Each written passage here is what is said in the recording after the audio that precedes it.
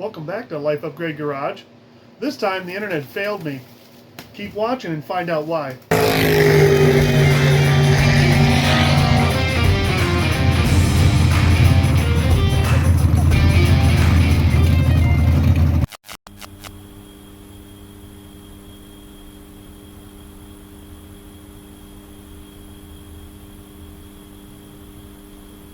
After many hours of searching on the internet, Googling, trying to find the best ways to cut out a transmission tunnel,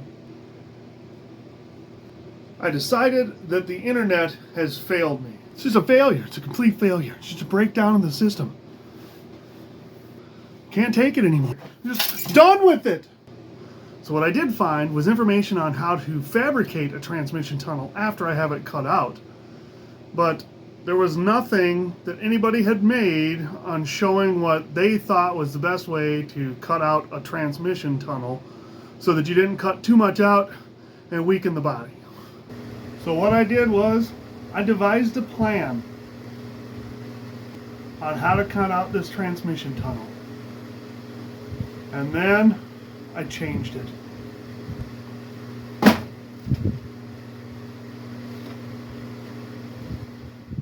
Okay, so like I said, the plan changed after I made out this grand scheme of how I was going to do things. I decided to do a little bit differently and probably a little bit more simply. I'm just going to take you in there and show you what I'm talking about. Okay, let's go.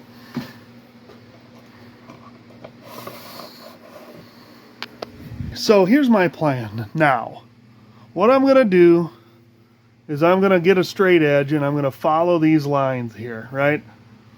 Because there are definite lines down here that I can follow. And I'm just going to cut the straight lines with the death wheel. See here, we can go this way and then come down, right? Like, you know, it's definitely doable. And I've inspected and I know where the gas pedal is, and I know that this little indentation here is the gas pedal. So I have all of this room to get rid of this bumpiness here, you know, and make the transmission fit quite a bit better. Well, the first thing I'm going to do is I'm going to take, and I'm in these corners here, I'm going to use that step bit. I'm going to round them out so that then from those points, I should be able to, you know, make a straight line with the death wheel. I'm going to put on my safety gear, my earphones, face shield. I'm going to actually wear my mask too.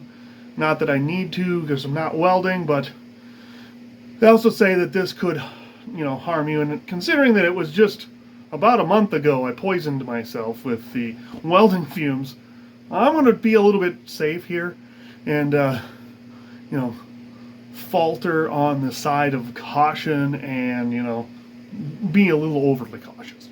So I hope you enjoy. Let's get to work. Hey there, could you help me out? You mind subscribing to the channel? You can also adjust your notifications so that you either get notified when we put out a video or you don't get notified when you put out a video. I'm going to call it dealer's choice. You pick. If you're liking the video, please give it a like. You can also leave a comment and I'll do my best to answer any questions you may have, or I may just say I have no clue about what you're asking me and leave it at that. So thanks for watching. So before I forget, before I do anything else, I'm actually going to cut off the bottom parts of the motor mounts. I tried inspecting it and then jacked it up and it's kind of, it looks to me like I'm going to have issues getting up in there to get the bolts out of it because they're up inside the cross member there. Let me show you. Right here, these bolts here, and I think there's a bolt possibly underneath there as well. But right here, I wonder if we can see that. This is all solid here, underneath here. I can't really see it very well. And there's a little hole to try and get up there and get that. But in order, it looks to me like you got to take this, it looks to me like you got to take this cross member out, or not cross member, A-arm out, to really get access to the other side of these bolts. So what I'm literally going to do is I'm just going to take the death wheel and cut a crossways on those bolts, and then cut a crossways on that bottom section. See what happens. If I get a little too deep, isn't that big a deal. I can re-weld the crack and then plate it. It should be okay like that. I have enough room. There's going to have to be stuff done there anyway to put in different motor mounts. So we're just going to do the best job we can without screwing it up completely. I'm hoping to not have to like cut out a bunch of the cross member and then replace, you know, the metal in there with new metal when we're all done. That would be nice, you know. So, all right, I'm going to get started on that, and then we'll move to the trans tunnel. Okay, so the first thing I'm going to do is I'm literally just going to cut right across these bolts on the back here, whether I got to X them or not. I'm going to get rid of that. I don't actually know if there's anything down here holding it in. I'm going to guess there might be. Probably is. But we'll come to that bridge when we get there. Like, now this is at the point where once I do this, we can't put the car back together without spending some money. So this will be fun.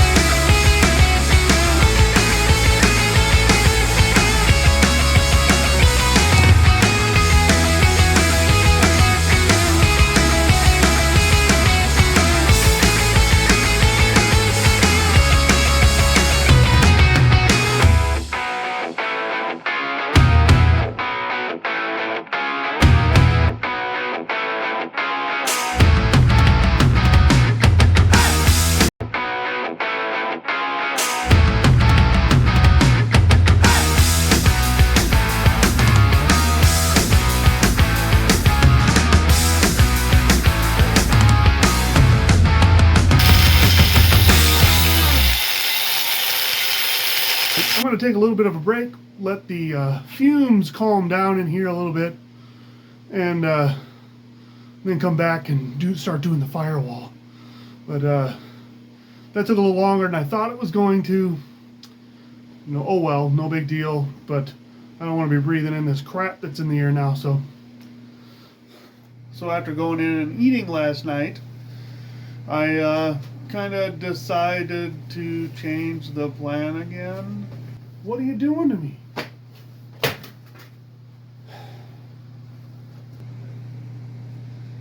I'm gonna make it a little bit easier, and I think, at least, I'm still going to kind of follow the same plan that I had before. We're just going to accomplish it in a different manner. Let's take a look. All right? So what I talked about yesterday was following the lines here, right? And then using that step bit to round out the corners here. I think instead of doing that, I'm going to do it all from inside here. I can still follow all the same lines if I can get the gas pedal out, so I can see them a little bit better. But I probably don't have to mark them on both sides. You see that? And I'd be able to leave myself enough space, right? And I think I'll go down to about here. To this one here is where I'll cut it off, I think. Because I know it sits back a little bit further, and you can see how they have this proportion for the transmission that goes in it. So I'm going to remove the gas pedal, and then I'm going to start cutting.